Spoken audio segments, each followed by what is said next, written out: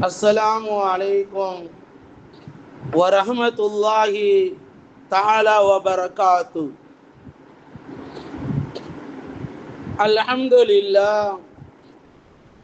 அல்ஹம்துலில்லாஹி ரப்பில் ஆலமீன் வல் ஆகிபத்து லில் முத்தகீன் வஸ்ஸலாத்து வஸ்ஸலாமு அலா அஷ்ரஃபில் முர்சலீன்.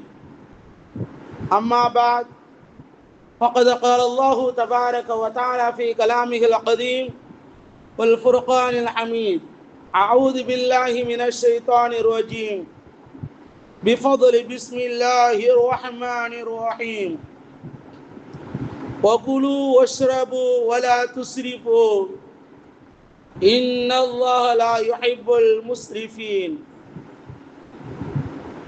صدق الله العظيم. وقال نبينا رسول الله صلى الله عليه وسلم: الدين النصيحة،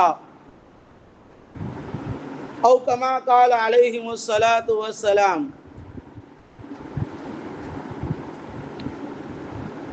அளவற்ற அருளாளனும் நிகரற்ற அன்புடையவனுமாகிய அகில உலகத்தையும் படைத்து பரிபாலிக்கக்கூடிய ஏக இறைவனாகிய அல்லாஹ் ஒருவனுக்கே அனைத்து புகழும். ஸலவாத்தும் சலாமும் நமது உயிரிலும் மேலான அகில உலகத்திற்கும் தலைவராக வந்துதித்த தலைவராக இருக்கக்கூடிய அகில உலகத்தினுடைய இறுதி தூதர் முஹம்மது ரசூலுல்லாஹி ஸல்லல்லாஹு அலைஹி வஸல்லம் அவர்கள் மீதும் அவர்களின் குடும்பத்தார்கள், உத்தம சஹாபாக்கள், தாபிஈன்கள், தபஅ தாபிஈன்கள், இமாம்கள், உலமாக்கள், சாலிஹீன்கள், அவுலியாக்கள், குறிப்பாக உலகத்திலே வாழக்கூடிய முஸ்லிமான முஃமினான அனைத்து அடியார்களாகிய நம் அனைவர்கள் மீதும் இந்த வார ஜுமாவிற்காக வேண்டி விரைவாக வந்திருக்கும் உங்கள் நம் அனைவர் மீதும்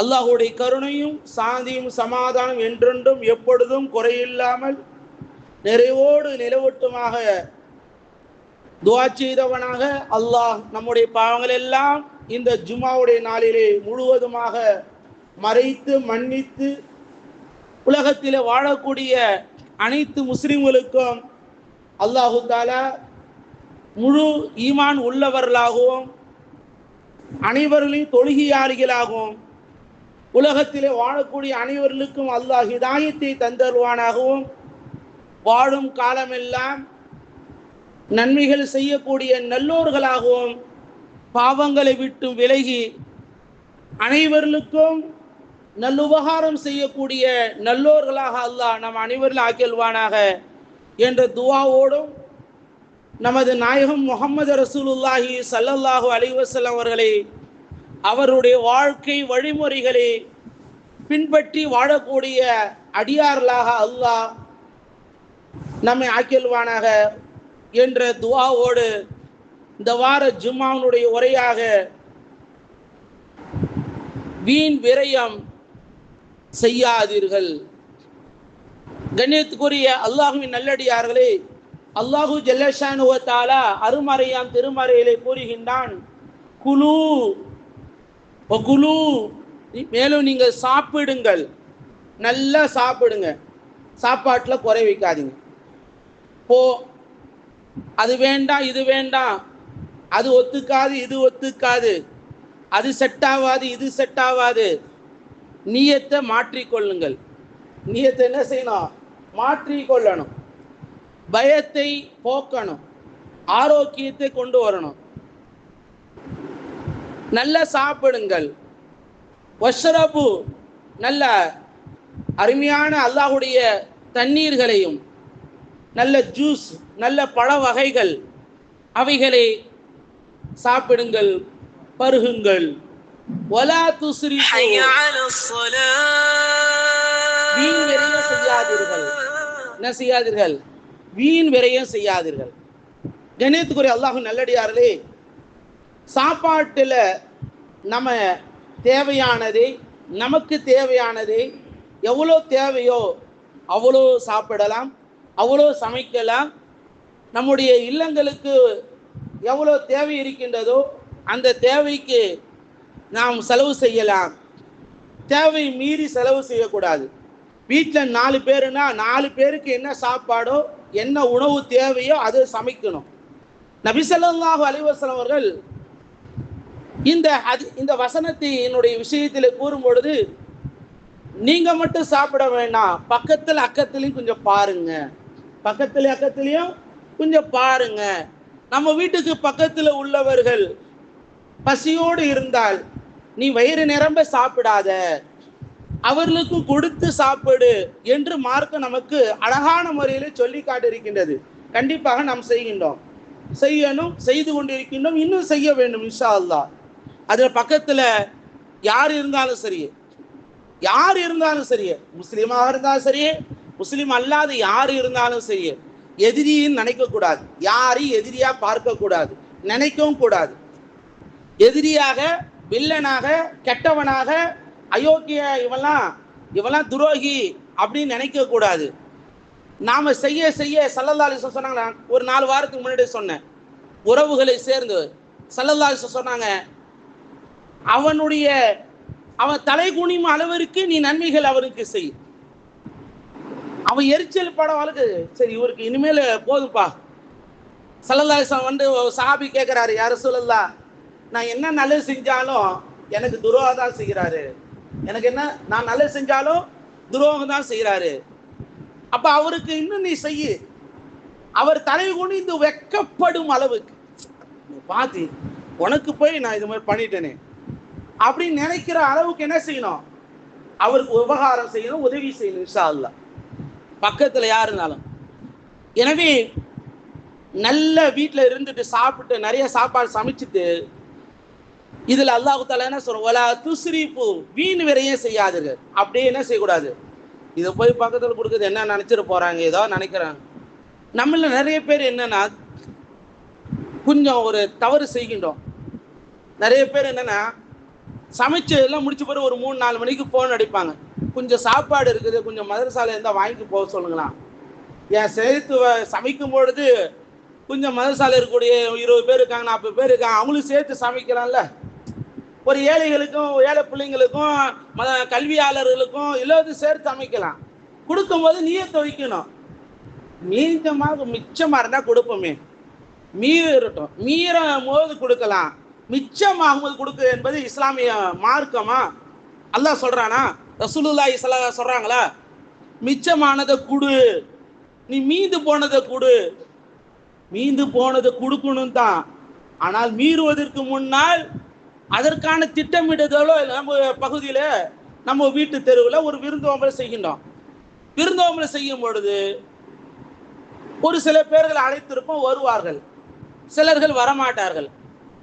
கடைசியா என்ன செய்வது, அந்த தெருவில் இருக்க எல்லாத்தையும் கொடுக்க தப்பா.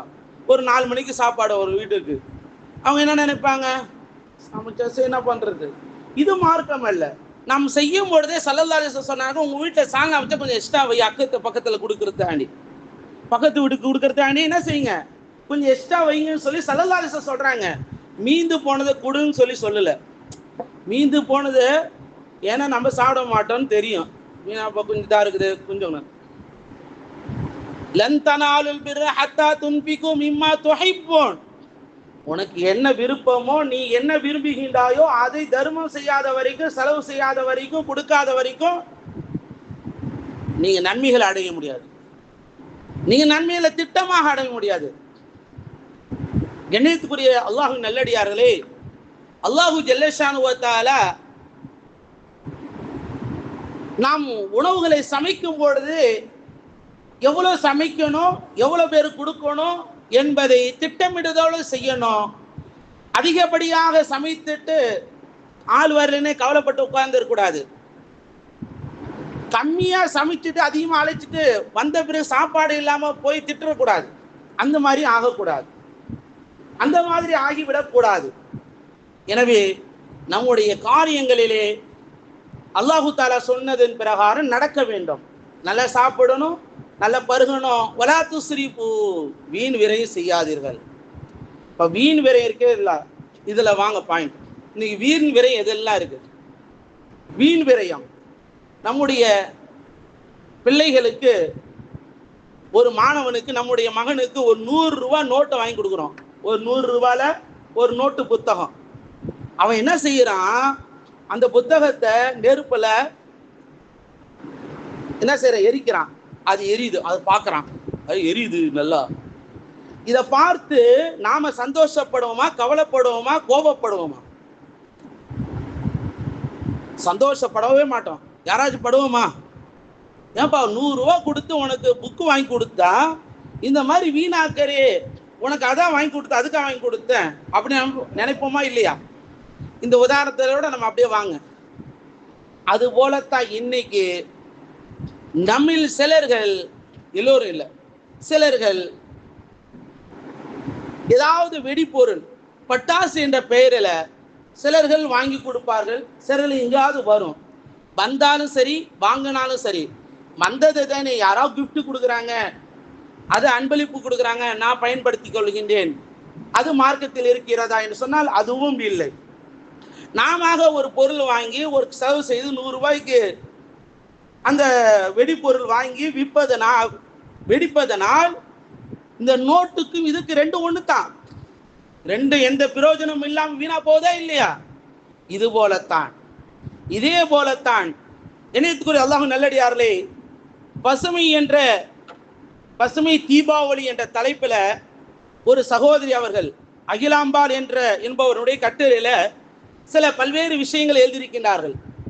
அவர்கள் இன்றைக்கு உண்மையில சமூகத்தினுடைய அக்கறையோடு முஸ்லிம்கள் எப்பொழுது இருக்க வேண்டும்?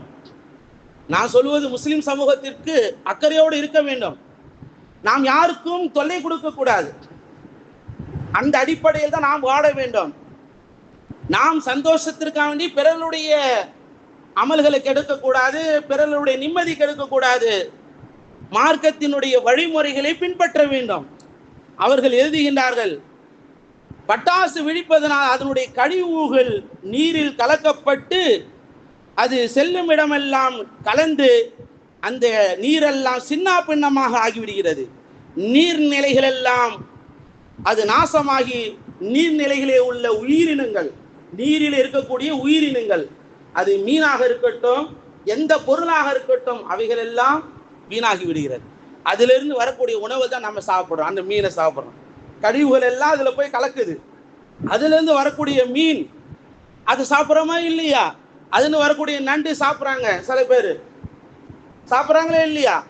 அதுல வரக்கூடிய இறால், இவைகள் எல்லாம் உண்ணப்படுகின்றது. அதனால் ஏற்படக்கூடிய நச்சுகள் அந்த நீரில் கலந்து மிகப்பெரிய நாசம் உண்டாகி, எண்ணியத்துக்குரிய அல்லாஹ் நல்லடியார்களே, பட்டாசுகளால் கழிவுகளால் விவசாயம் பாதிக்கப்படுகிறது. எப்படி? மக்கும் குப்பை கூட அந்த குப்பை மக்காமல் ஆகிவிடுகின்றது. அதனால் பூமி கூட அது மலட்டுத்தன்மை ஏற்படுகின்றது. இந்த வெடிப்பொருட்கள்னால் பூமி உள்வாங்கி மண் கூட வளர்ச்சி அடையக்கூடிய அது மலடியாக ஆகின்றது. அதிலிருந்து ஏற்படக்கூடிய அந்த புகை வானளாவிய அளவுக்கு செல்கின்றது. பறவைகள் தன்னுடைய குஞ்சுகள் பெருக்க முடியாமல் அவைகள் மலடிகளாக ஆகிவிடுகின்றது. அவைகளுடைய இனப்பெருக்குகள் குறைந்து விடுகின்றது.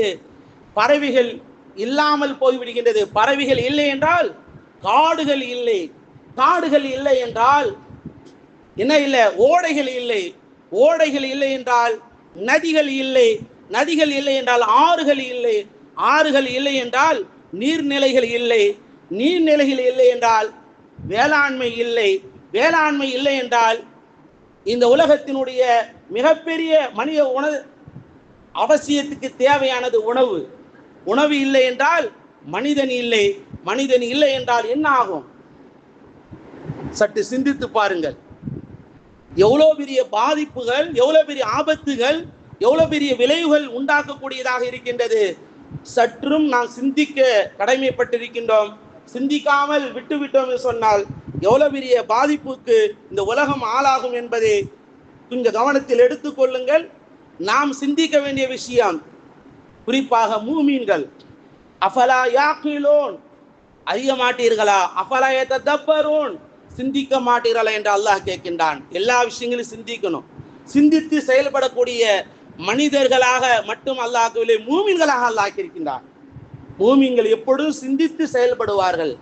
ஏனோ தானம் அல்ல, ஏதோ ஒன்றும் அல்ல, எனக்கு இது ஹலாலா ஹராமா, இது செய்வது கூடுமா கூடாதா, நிறைய விஷயங்கள் நாம் வீண் விரயங்கள் விட்டும் தவிர்த்து கொள்ள வேண்டும் என்பதை மார்க்க நமக்கு அழகாக சொல்லி காட்டியிருக்கின்றது. கண்ணியத்துக்குரிய அல்லாஹ் நல்லடியார்களே, கண்மணி நாயகம் ரசூலுல்லாஹி ஸல்லல்லாஹு அலைஹி வஸல்லம் அவர்கள் சஹாபாக்களுக்கு அல் ஈமான் பிதும் வ ஸபூன ஷுஅபா, ஈமான் என்பது பல்வேறு கிளைகள் இருக்கின்றது. ஃபஅஃதலுஹா கௌலு லா இலாஹ இல்லல்லாஹ், அவைகளில் ஆக மிக சிறந்த லா இலாஹ இல்லல்லாஹ். லா இலாஹ இல்லல்லாஹ் கலிமாவை நாம் சொல்வது மட்டுமல்ல, பிறருக்கு அதை எத்தி வைக்க வேண்டும்.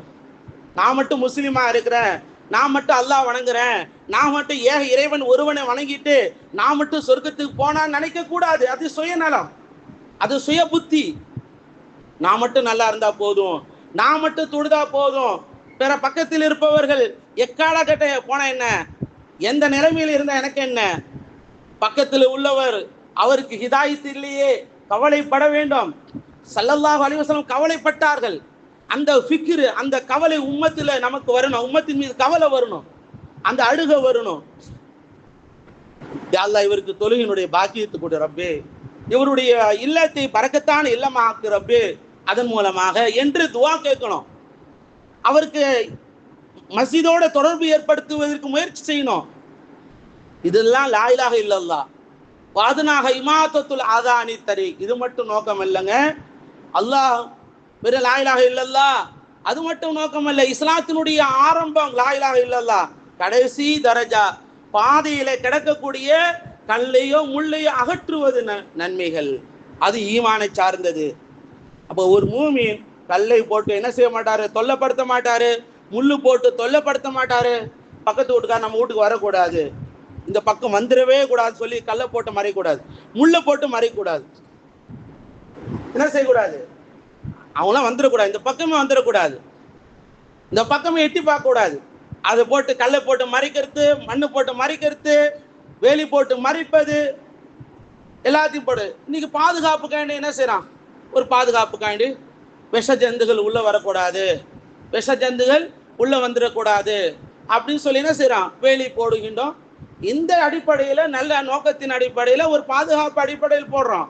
ஆனா என்ன செய்யக்கூடாது, இது சண்டை என்ற அடிப்படை அந்த எண்ணத்தில் இருக்கக்கூடாது. நான் சொல்ல வரக்கூடிய நோக்கத்தை புரிந்து ஸல்லல்லாஹு அலைஹி வஸல்லம் அவர்கள் இடையூறாக இருக்கக்கூடாது.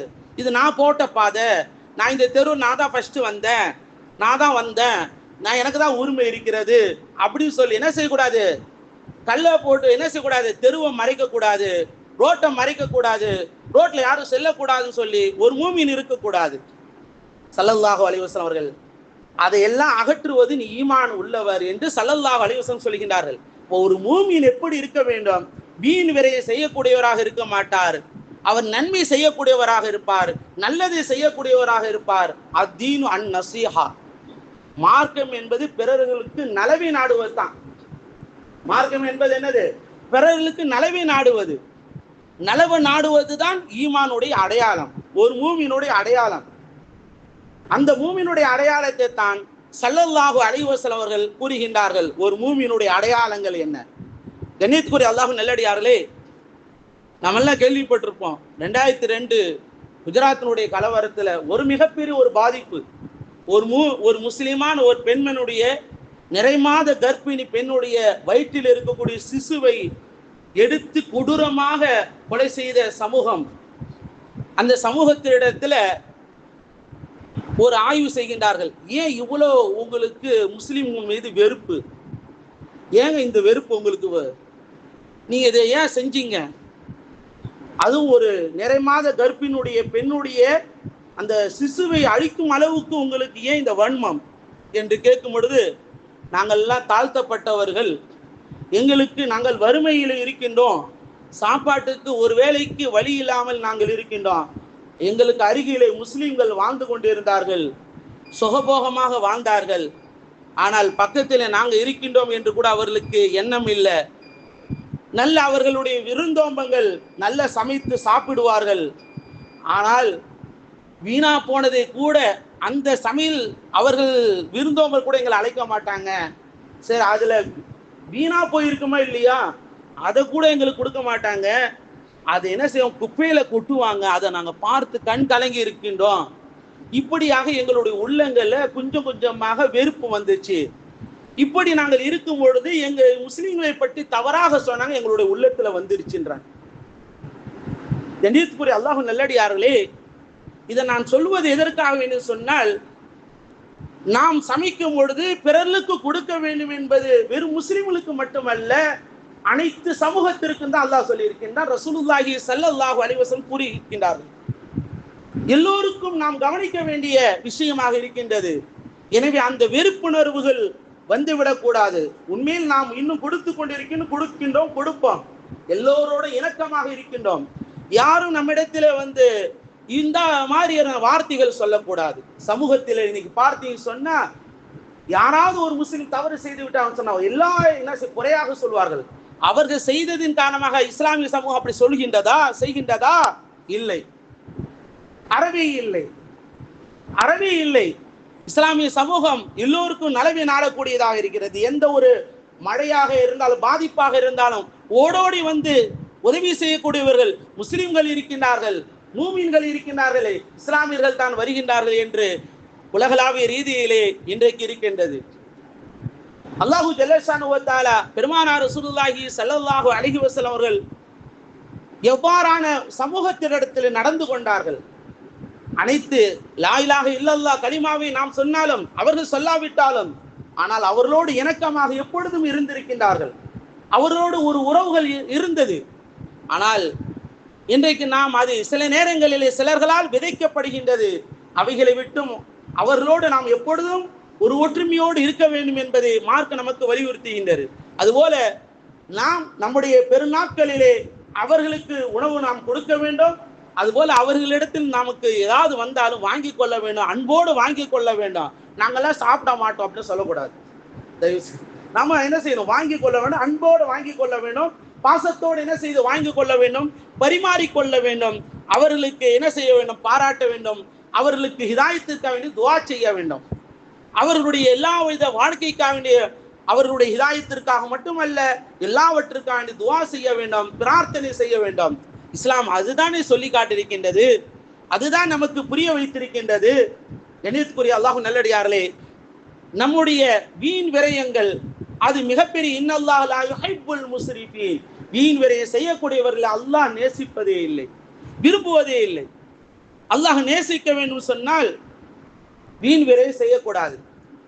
வீண் விரயம், அந்த வீண் விரயத்திற்கு முன்னெல்லாம் நம்முடைய அந்த எது தேவையோ அதை என்ன செய்ய வேண்டும், அதை பூர்த்தி செய்து கொண்டு அதை விட கூடுதல் இருக்கின்றதா அப்பொழுது அழைக்க வேண்டும், உடனடியாக அந்த நேரத்திற்குள்ள கொடுக்க வேண்டும். கண்ணியத்துக்குரிய அல்லாஹ் நல்லடியார்களே, அதுபோல நமக்கு பிடித்தமானவர்களுக்கு மட்டும் கொடுத்து பிடிக்காத எனக்கு கொடுக்காது. ஸல்லல்லாஹு அலைஹி வஸல்லம் சொல்கின்றார்கள், ரொம்ப கெட்ட விருந்து யாருது எது தெரியுமா, ஏழைகள் அழைக்கப்படாத விருந்து. அந்த எந்த விருந்துல எந்த விருந்தோம்பல்ல ஏழை மக்கள் இருக்க மாட்டார்களோ அந்த விருந்து கெட்ட விருந்துன்னு சொல்லி ஸல்லல்லாஹு அலைஹி வஸல்லம் சொல்கின்றார்கள். நம்முடைய உறவுகளை அழைக்கின்றோம், அதோடு சேர்த்து ஏழை மக்கள் யார் இருக்கின்றார்கள், நம்முடைய மஹல்லாவில் ஏழை மக்கள் எத்தனை சதவீதம் இருக்கின்றார்கள், அதை தேடி பார்த்து அந்த ஏழை மக்களை நம்முடைய விருந்தோம்பலுக்கு அழைக்க வேண்டும். அவர்கள் இயங்கக்கூடாது. நம்மளுக்கெல்லாம் சொல்ல மாட்டாங்க, வெறும் பக்கத்துல அவங்களுக்கு தான் சொல்லுவாங்க நினைக்க கூடாது. நாம் ஒரு வீட்டுக்கு பத்திரிகை வைக்கிறோம், பக்கத்துல ஒரு ஏழை வீடு இருக்கு, நமக்கு தெரியாது, சொந்தம் இல்லை, பந்தமும் இல்லை. இன்னொரு பக்கத்துல ஒரு நம்ம சொந்தக்காரங்க இந்த நடு வீட்டை விட்டுட்டு போன என்ன ஆகும், பக்கத்து வீட்டுக்காரங்க விருந்தோம்பலுக்கு போவாங்க, இந்த பக்கத்து வீட்டுக்காரங்க விருந்தோம்பலுக்கு போவாங்க. இவங்க அப்படியே இருப்பாங்க. என்ன நினைப்பாங்க சொல்லுங்க பக்கம், அவங்களும் முஸ்லீம் தான், முஸ்லீம் அல்லாதவராக இருந்தால் கூட அவருக்கு என்ன செய்யணும், பத்திரிக்கை வைக்கணும், அவருக்கும் அழைப்பு கொடுக்கணும், ரிஸ்கை பற்றி நாம கவலைப்படக்கூடாது, நம்ம கஞ்சத்தனம் பண்ணக்கூடாது, அல்லாஹ் கொடுப்பான்னு நினைக்கணும். ஸல்லல்லாஹு அலைஹி வஸல்லம் அவர்கள் சல்மான் பாரிஸ் ரலியல்லாஹு தான். சல்மான் பாரிஸ் அந்த போர்க்களத்தின் போது கடுமையான பசி, ஹந்தக்கினுடைய அந்த போர் பசி, கடுமையான பசி. எல்லா சகாம யார் ரசூலல்லாஹ் எங்க வயிற்ற பாருங்க சொல்றாங்களே இல்லையா, ஒரு கல் இருக்கு. ஸல்லல்லாஹு அலைஹி வஸல்லம் வயிற்றுல 2 கல் இருக்கு. நபிக்கு ரொம்ப பசி ஆட்டுக்கு. நம்ம என்ன செய்வோம், வீட்டுக்கு போயிட்டு வீட்டில் போய் என்னம்மா வீட்டில் என்னம்மா இருக்கு, கொஞ்சம் ஒரு ஆடு இருக்குது, கொஞ்சம் மாவு இருக்குது, சரி சரி அப்படியே சமைச்சு வை, நான் ரசூலுல்லாஹி ஸல்லல்லாஹு அலைஹி வஸல்லம் மட்டும் அழைச்சிட்டு வரேன் அப்படின்னு சொல்லி இந்த சஹாபி சொல்றாங்க. நபியை வாங்க வீட்டுக்கு விருந்தோம்பல் வச்சிருக்கேன். ஸல்லல்லாஹு அலைஹி வஸல்லம் சஹாபாக்களே எல்லோரும் வாங்க, சல்மான் பாரிஸ் விருந்தோம்பல் வச்சிருக்காராம், போய் நம்மளாம் சாப்பிடுவோம். இவருக்கு சரி, நபி அழைச்சிட்டாங்கன்னா அதில் ஒரு பரக்கத்து இருக்கும். நபி அழைத்தால் அது ஒரு நியாயம் இருக்கும். நபி அழைத்தார்கள், எல்லோரும் வருகின்றார்கள், எல்லோரும் வருகின்றார்கள். பாத்திரத்தை திறக்க வேண்டாம், பிஸ்மில்லாஹிர் ரஹ்மானிர் ரஹீம். நபி அவர்கள் துஆ செய்து பாத்திரத்தை திறக்கின்றார்கள். உணவு கொடுக்கப்படுகின்றது, வயிறார சாப்பிடப்படுகின்றது. அல்லாஹ் பரக்கத்தை வைத்திருக்கின்றான். நபி நினைச்ச எல்லா காலமும் வசதியோடு பசி இல்லாம வாழ்ந்திருக்கலாம். ஆனா தேவைக்கு போது நினைத்தார்கள். இங்க என்ன சொல்ல வருகிறேன்னு சொன்னால், எல்லோரையும் நாம் அழைக்க வேண்டும் என்பதை ஸல்லல்லாஹு அலைஹி வஸல்லம் நமக்கு உணர்த்துகின்றார்கள். உணர்வதை நாம் புரிந்து கொள்ள வேண்டும்.